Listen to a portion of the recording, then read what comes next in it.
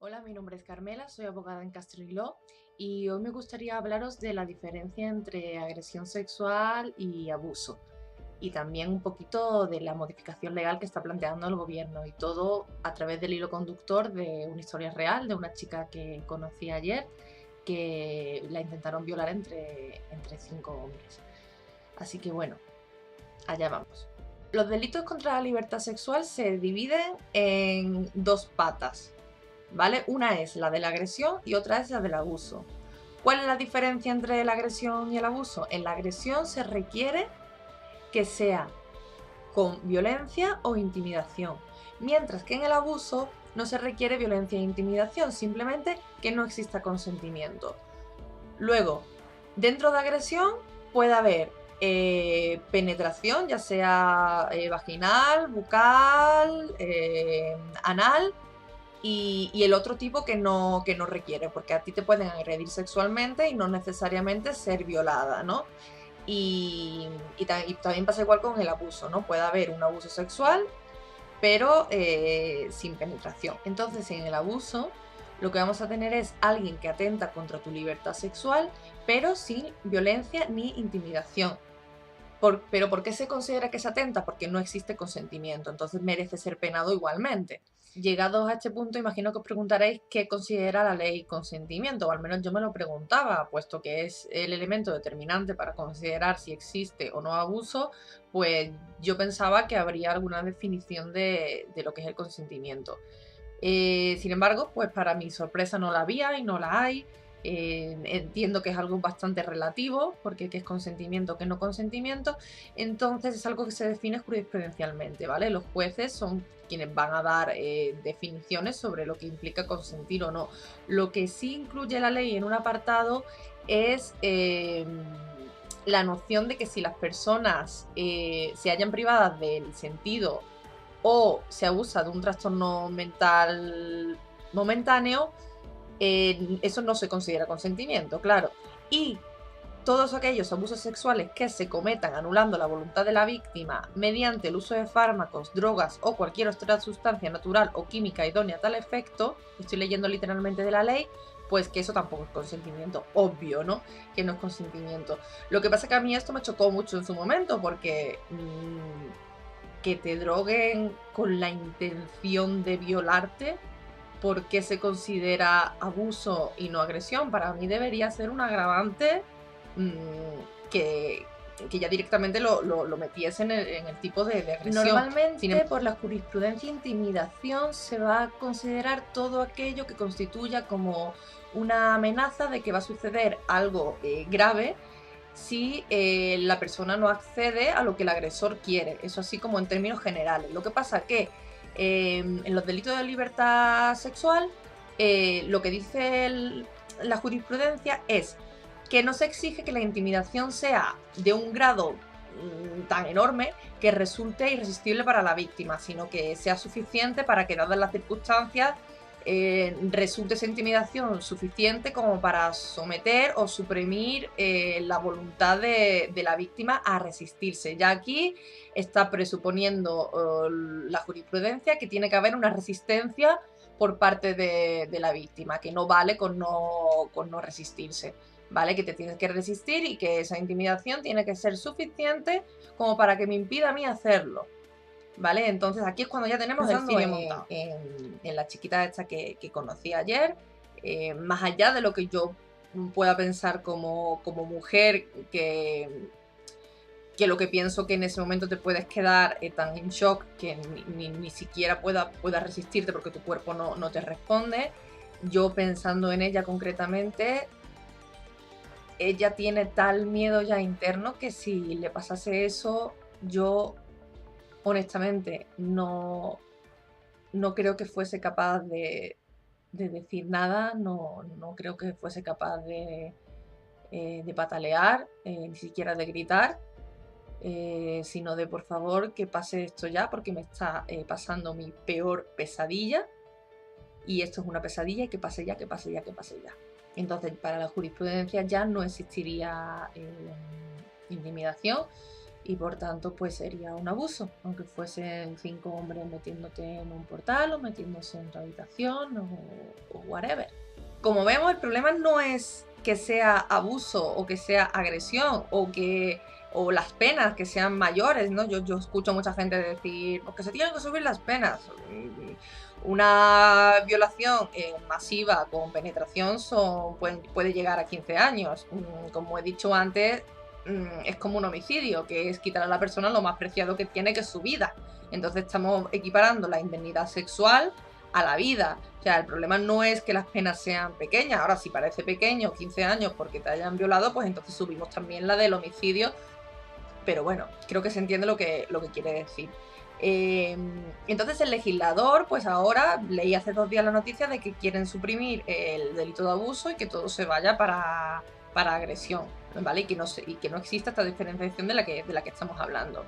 Yo lo que temo es que esto sea un parche para callar las peticiones sociales de no es abuso, es violación, ¿vale? Cuando realmente da igual cómo se llame a nivel del Código Penal, a nivel del tipo, da igual que se llame agresión, violación, abuso.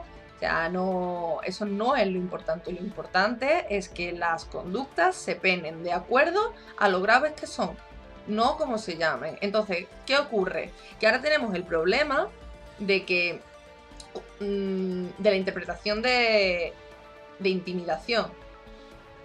Entonces, como es tan interpretable y como resistir, bla, bla, bla, bla, bla, bla, todo lo que hemos hablado antes y lo que se está hablando en la calle y en los medios, pues entonces vamos a quitar el concepto de intimidación y así no lo tenemos que definir y así directamente pues todo va al mismo cajón de agresión sexual.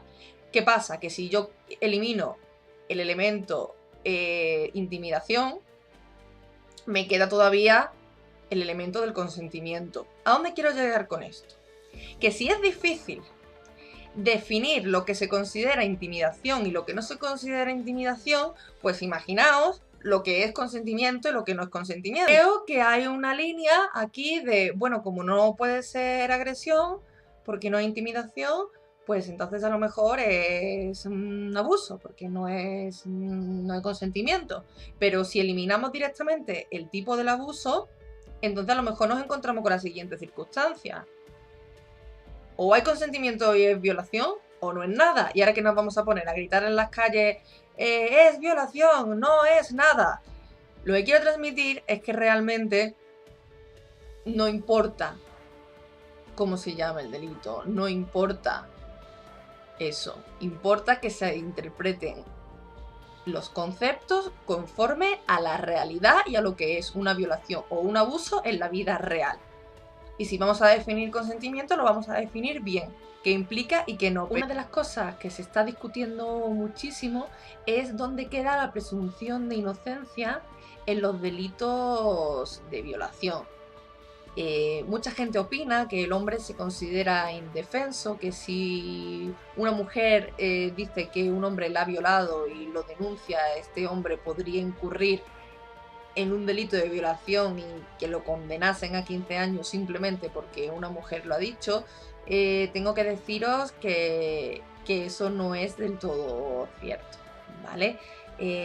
Como en todo delito hay que probarlo, ¿vale? Si yo denuncio a alguien por violación, a mí me corresponde probarlo. ¿Cómo lo probamos? Pues en un delito en el que normalmente no hay nadie mirando, pues como comprenderéis, las pruebas no son demasiadas, a no ser que la violación sea una violación muy violenta en el que nos podamos encontrar con elementos biológicos como sangre, uñas o otros elementos por los que podamos probar la identidad de la persona. A no ser que ocurra eso, no tendríamos ninguna prueba, ¿no? Porque normalmente no hay nadie mirando. Es por ello que entonces el Supremo considera dar al testimonio de la víctima un valor testifical, porque si no todas las violaciones quedarían impunes, ninguna violación se condenaría, ¿vale? Si no se le diese al testimonio de la víctima un valor especial.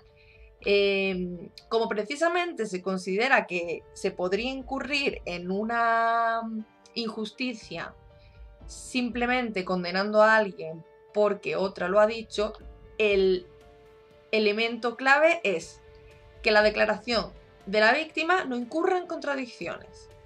¿Vale? Si la víctima a la hora de relatar los hechos incurre en contradicciones, se considera esa prueba como no válida. ¿Cuál es el problema con esto?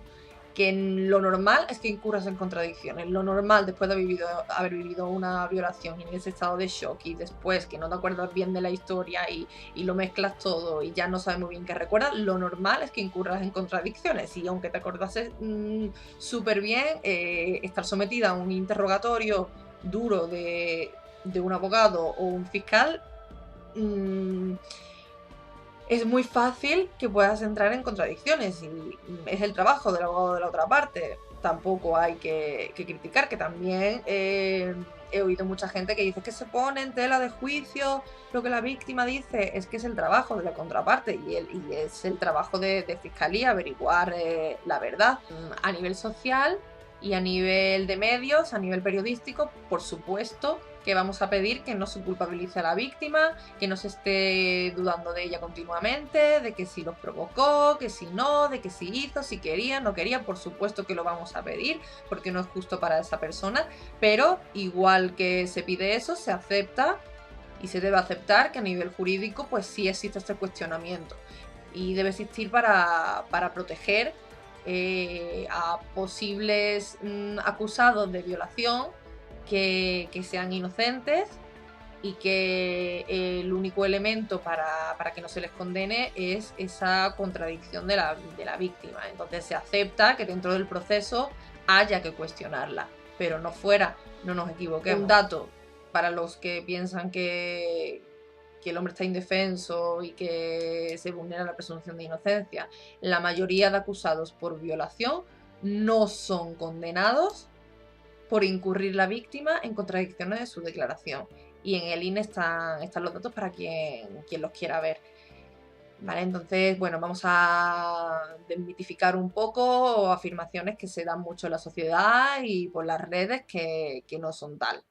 Así que si has sufrido alguna vez un abuso o una violación, que sepas que no eres ninguna víctima. Lo peor que te pueden hacer es tratarte como una víctima, porque eso te desempodera, te quita todo tu poder para ser tú y para ser tú con todo tu potencial y usar eso que te ha pasado para poder ayudar a otras personas.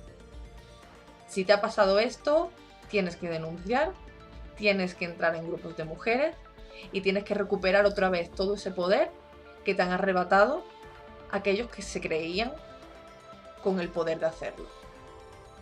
Así que, bueno, mucho ánimo y en Castro Inlo estamos encantadas de ayudar a todo aquel que tenga dudas de este tema o haya pasado por una situación tan difícil como esta. Así que un saludo.